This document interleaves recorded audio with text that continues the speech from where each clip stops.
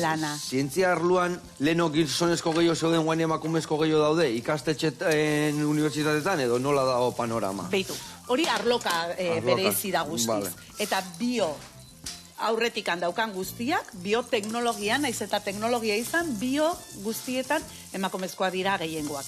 Eta hori lotzen da baitare, estereotipoarekin, zaintzarekin, bai pertsonena, ez da, osasun arloan, zalantzari gabe eta horrela, baina baita ingurumenaren arloan, zaintza ingurumenarena ere emakumezkoen arlo bihurtu dira.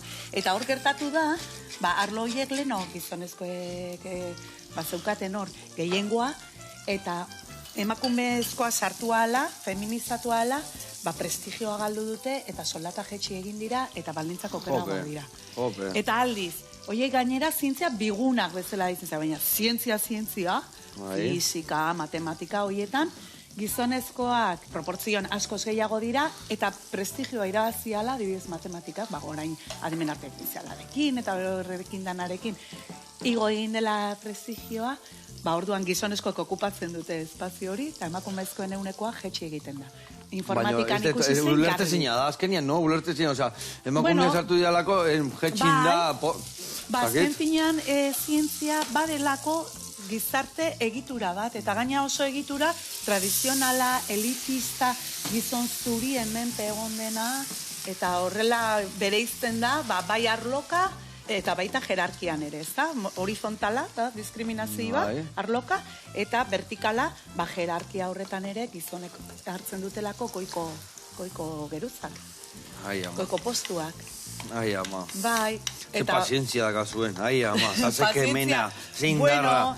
Bai, hori da. Eta orduan, zeiten du, alde modu guztietan, saiatzen gea, hori biztaratzen eta salatzen. Eta uin ultramoreak horretarako, lehen aipatu dudan podcast hori, perfektua da, ze humorea jabiltzen du. Eta orduan humorearekin beti errazagoa da, ez? Eta jendia esan, azarret zaudetela, baina indarrakin zaudetela, ez da? Bai, eta ez dugula etxiko, azkenen, martxoan 8ko aldarrikapen nagusia da, berdintasuna, ez da, guk ere merezi dugu.